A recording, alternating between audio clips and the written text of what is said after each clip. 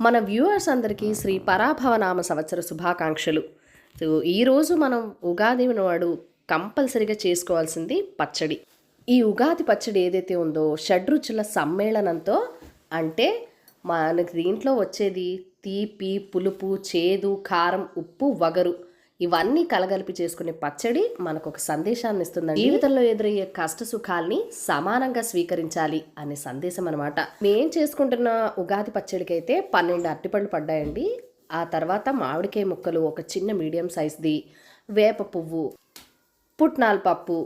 అంటే మేము తీసుకుంటున్న క్వాంటిటీకి నేను చూపిస్తున్నానండి, ఇంత వేసుకున్నాము. మీరు చేసుకునే క్వాంటిటీని బట్టి ఇవన్నీ అడ్జస్ట్ చేసుకోండి.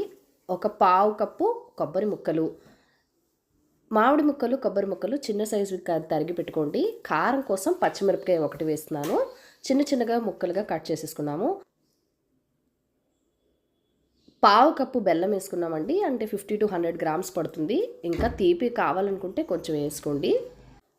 చింతపండు, చిన్న నిమ్మకాయ సైజు అంత చింతపండు నానబెట్టి పెట్టుకున్న తర్వాత ఇలా పులుసు తీసుకొని పచ్చడిలోకి కలిపేసుకోవాలి. ఈ అన్నీ వేసిన దాన్ని ఇలా చేత్తో బాగా కలుపుకోండి. ముందు ఒక 10 అరటిపళ్ళు కలిపామండి పచ్చడిలోకి. అయితే తక్కువ అనిపించి మళ్ళీ ఒక 2 అరటిపళ్ళు వేసి ఇలా మిక్స్ చేసేసాము. పచ్చడి రెడీ అయిపోయింది. పచ్చడిని దేవుడి దగ్గర నైవేద్యం పెట్టి ఇంటిలిపాది స్వీకరించి ఉగాదిని ఆహ్వానించేశాము. Bye bye.